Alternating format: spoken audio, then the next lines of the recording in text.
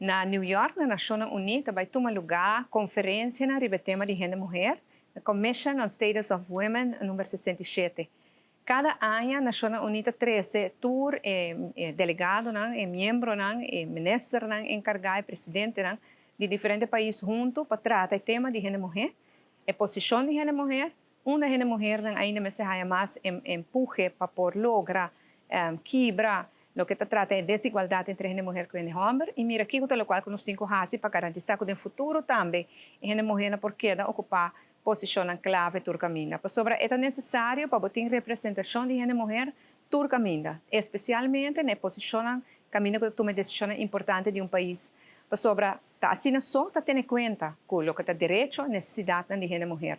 E essa Nações Unidas há tur aia e de quadro aqui, esse man aqui me lotana Nações Unidas também para atender a conferência aqui e me lo representar reino holandês sobre o tema aqui.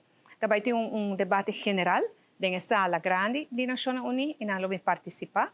Também tem também o que nós chamamos Ministerial Round Tables, caminho que também vamos participar e trazer para adiante e avançar com todo o terreno de direito e posição de gênero e mulher aqui na Aruba.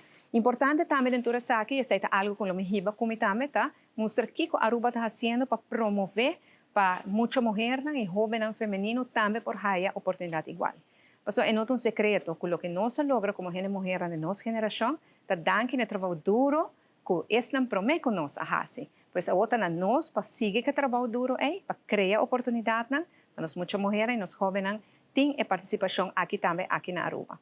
Reunião também está reunião muito interessante. O tema de Aruba também agora tratar também, lo me interessa também para adiante e reportar aqui que o reino holandês está sendo no terreno aqui.